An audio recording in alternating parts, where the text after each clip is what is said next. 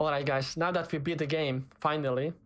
I mean, we beat the game 3 times, but we beat it on Nightmare mode right now. It's not the hardest mode, but it's the second hardest. I'll be doing the hardest one off stream later on. Now, just some words about the game and my opinion on it. So basically, I went into this game seeing reviews and seeing some shitting on it on the social media. So I went into it expecting not a good game. I really did. I didn't think it's going to be a good game at all, because most of the people I've talked to, a couple of exceptions, a couple of people who said it's a half good game, but most of the comments were slightly negative. So I didn't expect too much. But I have to say, after playing the game for like the last 2 weeks, beating it on 3 mode, the game is really good. There's some negative sides to it, but we'll get into them eventually.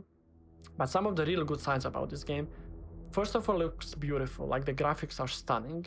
The game plays out really good, like the gunplay, the dodging, the movement, everything to do with the gameplay is really nicely done. It feels very rewarding. Like, the dodging mechanic is such a good introduction. I know it happened previously as well, but just the way it's done in this game is amazing. It's really good. It's really rewarding. It just feels very satisfying when you do it on the enemies.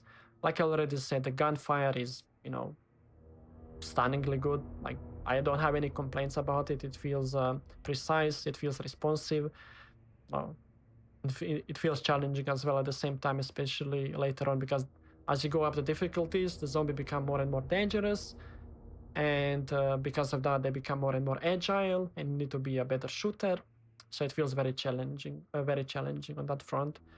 And now the things I don't like, but I kind of knew that I'm not gonna like them even beforehand. I feel like the cut content didn't need to be cut. Like, my first playthrough was, I think, 8 hours or 8 hours, I think it was. And it was standard mode. It's an easy mode almost, guys. 7-8 hours. I don't know. I was kind of hoping, when the game first got released last year, or whenever it was, I was kind of hoping it's gonna be like 12 to 15 minimum. Because I remember my first Resident Evil 2 playthrough, the remake, like when it came out, close to 20 hours. I was taking my time, but I was also taking my time this time. Like, I was going slow, I was not doing anything special, I was collecting every single item, and the game was done in like 7-8 hours, which was kind of disappointing. But when you remove the park, when you remove the clock tower, those are the 2 areas where you can easily gain about hour, 2 hours if you're going really slowly, I suppose. I guess that's bound to happen in the end. So it's not a game-breaking thing, but I just don't see the point of removing areas in games when you are remaking them. Like, why? I would understand it if the game is like 40 hours long and you don't want it to be 40 hours long, so you remove something that's like 10 hours long. Okay, I can see that, sure. When the game is 8 hours long and you remove something that's hour to 2 hours, I don't see the logic in that. I'm kind of fearful of Resident Evil 4, because I can see them removing some areas in that game. I have one specific area in mind. It happens after the fight in the old house where you have to defend Ashley. There's a small area that kind of feels useless, where you can either avoid or let a stone drop on the big enemy. Kind of have the feeling they will remove that. So, and a couple of smaller areas like that as well. And I don't want them to remove anything like that, because I don't see any point in that. So yeah, let's hope they don't do anything like that for Resident Evil 4 Remake. And the second thing I don't like, and this is slightly more personal, I don't like Jill at all. Why have they turned her into the super cop?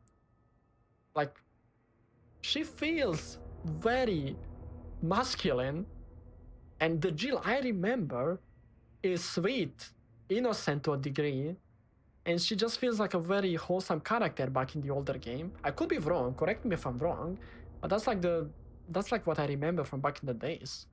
She was just, a much nicer character. She didn't feel like she can beat the whole world with her finger like that. She felt a lot more real, like someone who's actually afraid of what's happening in a way. This one just feels a bit, I don't know, it feels like I'm watching the Avengers movie where superheroes know they're almost indestructible and they can do and say whatever the hell they want. So yeah, that's one thing I don't like. very subjective.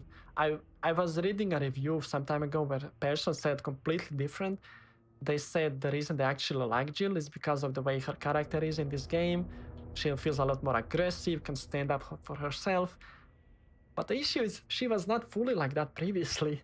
So why the sudden change to that? And the last thing I don't like is the fact they've changed I'll give you stars. And now, instead of saying that at the end of the game, Jill says it in the middle of freaking hallway, in the middle of nowhere, when the Nemesis is chasing her. It should not be there. Why have they changed it? That's an epic line that should have been said at the end of the game once you stick your freaking electrical gun in his mouth. That's when it should be said. Not before, not on the start of the game, at that point. But those are like the things I don't like, and most of them are almost ignorable. Like, the I'll give you stars, you can ignore it, and the Jill's personality, you can ignore it. Just the length of the game is like the biggest thing. But everything else about the game, replay value. I love the fact you can buy items from the store, which really adds something once you're repeating the game. Makes it a bit easier, but also makes it more fun, because the game would have been really stale if you go through the games with every single weapon every single time. And I also love, and this is something that I felt the game did really well, I love the fact once you play the game on the higher difficulty, the locations of the items, enemies, their speed, like literally everything except the areas changes. Like if this item was over here, on the higher mode it can be over there. It can be like in place C. Like enemy can be over there. On the higher mode you can have like 3 enemies over there. Some of the areas you tend to have like 3 parasite zombies on the same spot, which adds like a very, very unique challenge to the whole game. And of course Nemesis, just from what I've seen, I cannot prove this, I don't have the picture-to-picture on the side, and Nemesis just feels like a lot more agile as the difficulty goes up and a lot more harder. When it comes to the difficulty of the whole game, that's like one thing I don't like, but only at one part. Like I felt the standard was fine. I felt the hardcore was a nice step up, it was fair. I felt the nightmare was perfect, and then you come to the end boss of the nightmare. What I felt, like the difficulty should be sort of like rising up with every step of the way, like starting, I don't know, at easy, rising up, and then the last boss, maybe the last boss can go up a little bit higher than it should be normally.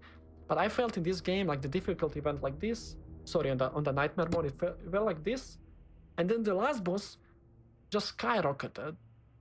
Like the whole game for me was like 30 vibes, I think, and the last boss was like 40 vibes or something like that. I can't remember exactly, but the last boss had more vibes than the entire game, I felt, which to me was a bit weird and not needed, considering the boss before that, the Nemesis in his second form, dies in one attempt.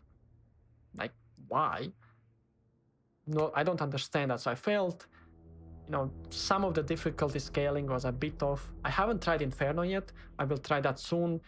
But I can see that one being really fun, especially as I get to unlock like the infinite rocket launcher and stuff like that.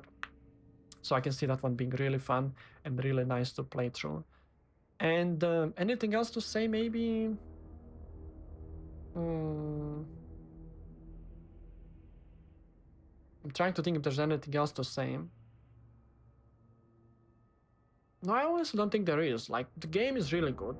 Like I said on the start, I went into the game expecting the worst. I am really positively surprised. Like, I enjoyed the game. I never replay the games on the stream, especially in a row. But with this one, I just felt it was such a satisfying, such a well-made game that I played like 3 times in a row on the stream.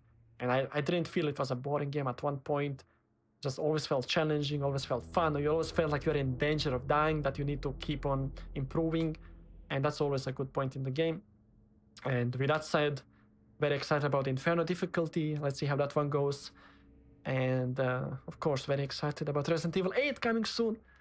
And this is a good preparation for that, even though it's a completely different kind of gameplay. But, it's still Resident Evil. It's still a fun game.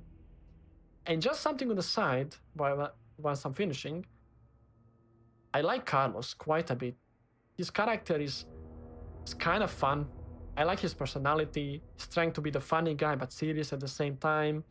He's trying to help Jill, but at the same time he's, trying to how do I say, not be very serious, like, if that makes any sense. I don't know if it makes any sense. And I also like his special ability, and I also like Jill's special ability, but I felt Carlos's special ability was a bit more interesting, because he just charged into the enemy and you just knock him down. He becomes vulnerable for a moment. Very well done that. And yeah, Carlos as a character just felt really well made in this one as well. I think they got him spot right, whereas Jill,